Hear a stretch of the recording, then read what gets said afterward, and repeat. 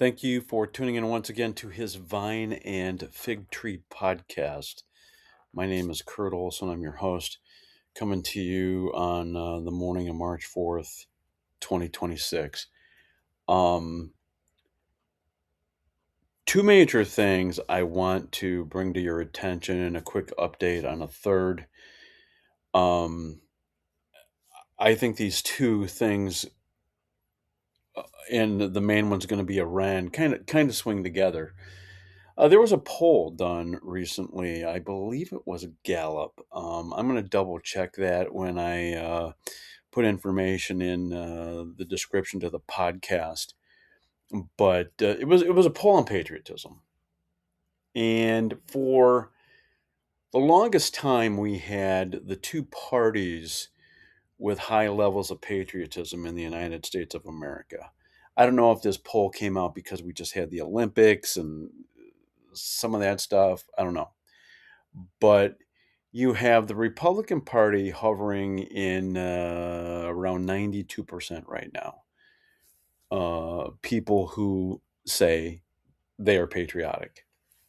And the number of Democrats was really close to Republicans for many years, hovering in the 80s. And in one generation, that number is now 36% of Democrats.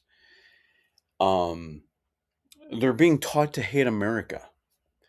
They're being taught to hate who we are, what we've done throughout our history, um, everything from, we stole land from Indians to we oppress people of color, the whole nine yards. And this critical theory of the oppressed and oppressors has taken root among leftists, and it's how they function, it's how they think. And when you have a generation of Americans from one one specific persuasion that have determined it's okay to hate America, and not appreciate the opportunities that exist here, opportunities that would barely even register on a radar screen in many other countries. And you have people who just thrive on this idea that America is evil.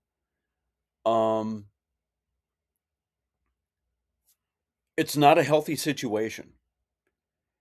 And it gets to the question I asked a week ago. I mean, how do you coexist with people who think that way? Um, I, I don't get it. Um, but the patriotism issue jumps to the whole what's going on in Iran. And let me just say a couple quick remarks right off the top. I am not a foreign policy expert. Frankly, I would prefer to have an expert on the show, whether they are by video, FaceTime, or in a studio, and we could converse for a while about aspects of the Middle East and Iran specifically. I do not have the bandwidth in my schedule right now to just be booking guests. It's not there, and I wish it was. So the remarks that I make come from this email forum that I've told you about in the past. People there that are far brighter than me, making observations and sharing information about certain aspects of various issues. It comes from um, people I follow on specifically X, and people there who say, "Oh, this person really needs to be listened to." Um, so Just some observations, though, about what's going on so far with the events in Iran. And anyone who has been listening to this show in the past couple months knows that I have been paying attention to this from nearly the very beginning. Um, and those protests started in late December, early January, and they grew and they grew and they grew. And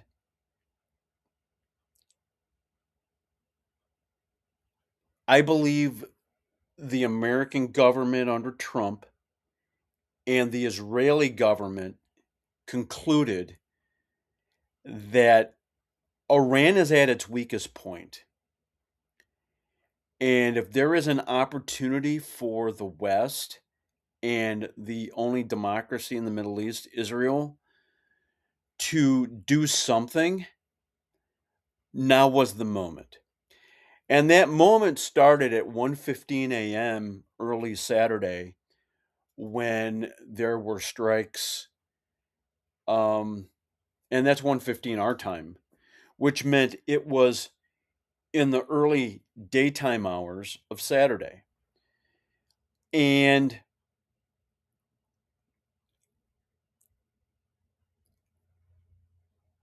one of the most strategic attacks came on a location where Ali Khamenei was, the supreme leader of Iran. He was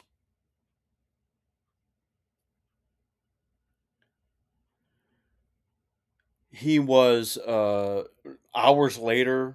Reports surfaced that he was dead in an attack, and I'm going to get to the issue of Israel here in a moment. But what is so striking after that happened, and after that information became worldwide, was how the left in America and the West, and Iranians most impacted by this guy, the juxtaposition of the two reactions. Because you had in the West, you had leftists and Islamists protesting Khamenei's death. You had the very same people who have brought us the No Kings protest, the protests against ICE, the protests for the Palestinians, the protests for against what we did in Venezuela, and now the protests against what has happened in Iran are the very same Marxists and communists that have been trying to divide the country for a long time now. These are this is it, back in the day when Rush Limbaugh was on radio, he called them rent-a-mobs. These people would just show up at certain spots, and that's what they are. They're mobs and protesters being paid by extreme leftist organizations, either George Soros or Royal Neville Singham, who is an American businessman who now lives in, I believe, what is it, Shanghai, China.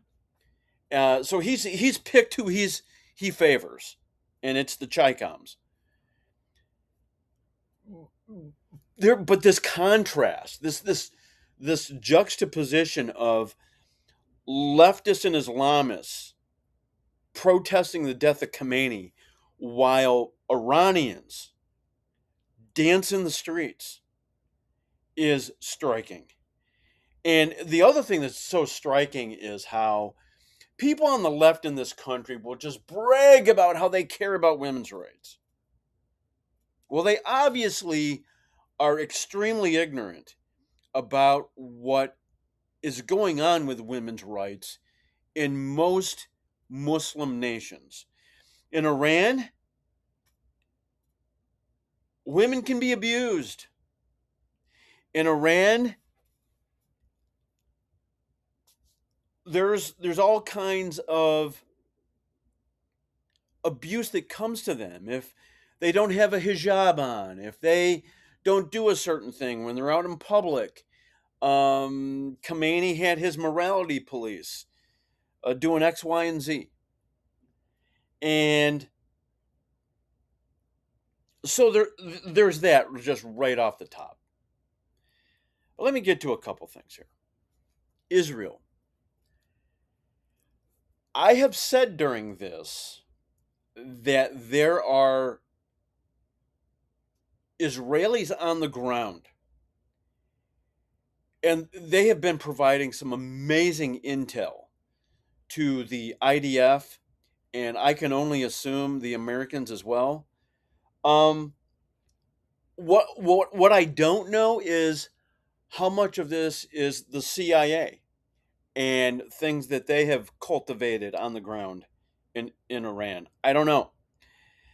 But I do know Iran has some amazing assets on the ground in Iran, and these people have just should be winning awards for how they know that at certain times a certain group of people are gathered together, and because they're knocking off all kinds of leadership in Iran right now, and it will pose some interesting questions if Iranians truly possess the fortitude to take their country back. What does that look like? Will Persia have an alliance with Israel like it did at one time in the past? Um, let's talk about the China connection here. Um, so both in Venezuela and now Iran, we have seen Chinese air defense systems fail miserably. Um, I believe we have complete control of air over Iran, and we also have eliminated their navy. And but let me share something here because this is something that I learned through my email forum that I get, and this is something someone shared yesterday, and I will put this in the description to the podcast. But basically, what you have here is a, a lady by the name of Melissa Chen who is basically saying China wants Americans to believe that Israel talked America into a war. And nothing could be further from the truth. I'm going to read just a few paragraphs of this, and this is much longer. Um, but just for some context, the U.S. strikes come down to Iran and China having engineered a mathematically unwinnable war of attrition for any purely defensive strategy. In other words, they can replace missiles faster than the U.S. can replace the interceptors needed to stop them. Secretary of State Marco Rubio stated this week that Iran is now producing over 100 ballistic missiles per month, while the U.S. can manufacture only 6 or 7 relevant ballistic missile interceptors per month. The high end systems actually capable of reliably knocking down Iran's advanced threats. Even the broader Patriot PAC 3 MSE line is only at 45 per month today, and the THAAD SM3 production is even tighter at around 10 per month before emergency surges. Surely you can see how this is a giant problem. And what is China doing? China is deliberately supercharging its imbalance. Beijing has been caught shipping dual use propellant ingredients, planetary mixers, and components that let Iran rebuild its munitions factories at breakneck speed. So we had information that indicated that China was doing things to benefit Iran and how it put us at a disadvantage. And it was one of the factors that caused us to act when we acted. So don't and China and people have been debating, is China going to get involved? And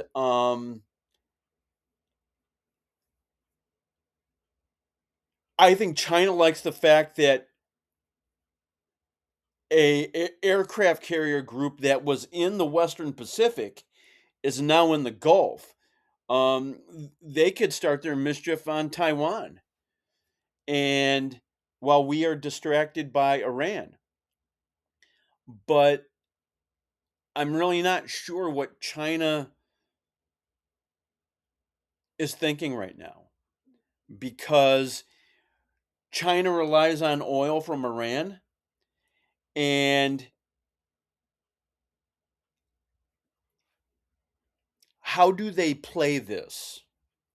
It will be interesting to see what Beijing does. Um,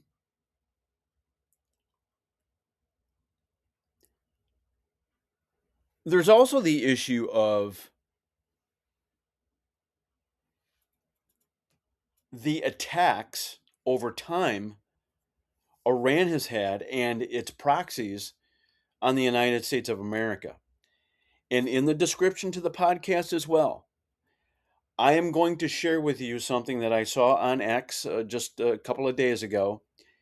And this provides some really powerful information to help people understand just how significant Iran's attacks on the United States have been over the past 47 years. And frankly, I believe, as the writer indicates, the list is not a complete one.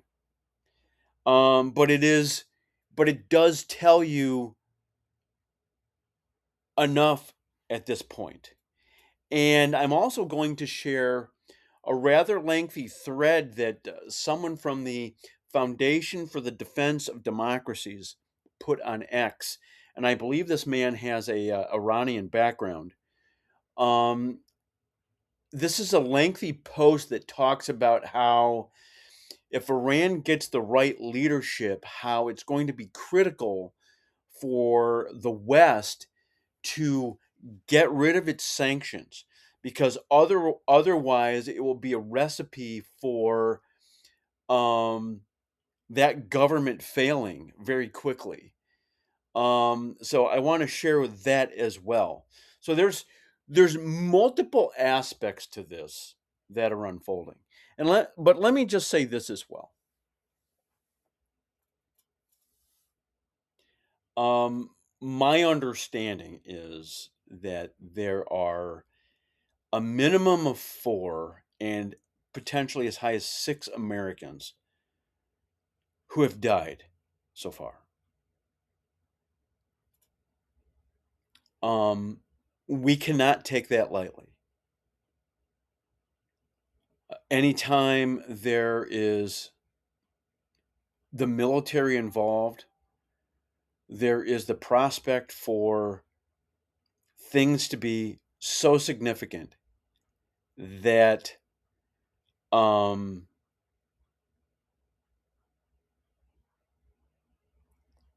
Americans die defending our country. And they deserve all of the honor and respect that comes with putting those uniforms on behalf of the 330 million Americans, and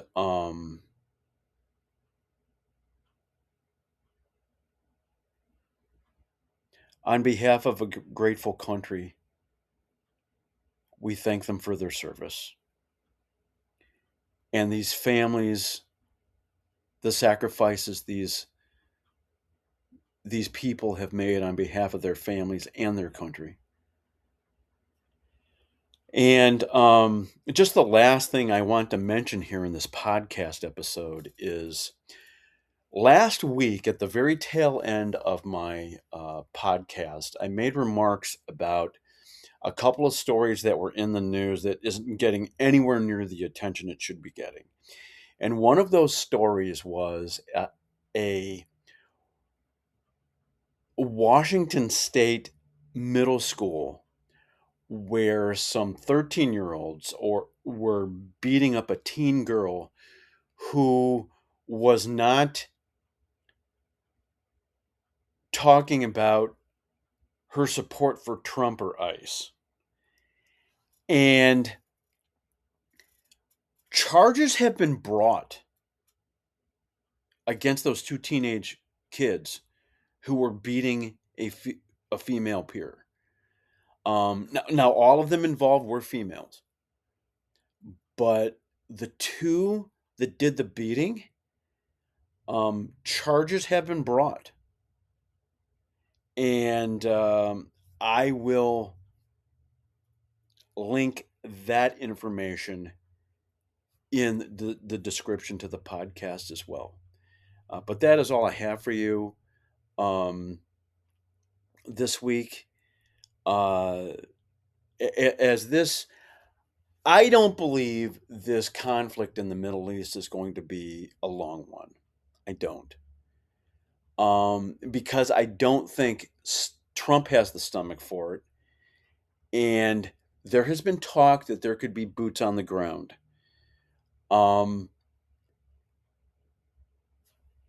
At some point, these students, these college students in Iran, open the floodgates, let them have their way with these people that remain.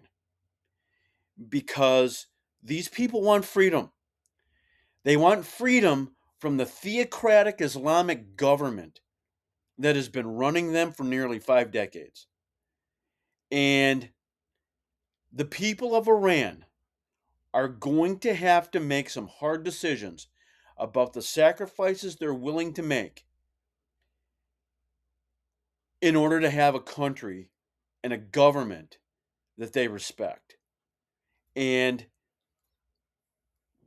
there have been a lot of people in the West citing 36,500 people dead.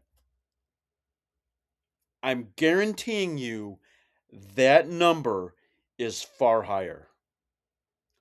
Far higher. I wouldn't be surprised if it is 3 to 5 times higher. And it might be more than that. Because the military took vehicles into the streets back on January 8th and 9th. We heard reports of security forces just taking rifles and just shooting indiscriminately into crowds. There were reports of security forces going into hospitals and killing the people being treated for injuries, and also killing the doctors and nurses who were treating the protesters.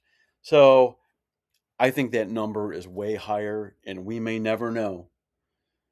But I know based on some of the things that I read, that number is high. And on that sobering note, that is all I have this week. We are on Apple Podcasts, Spotify, YouTube. We are trying to keep people informed not only of key events happening in the world, but things that kind of focus on freedom and liberty. Things that focus on the things that um, Americans should give a rip about. And until next time, God bless and goodbye.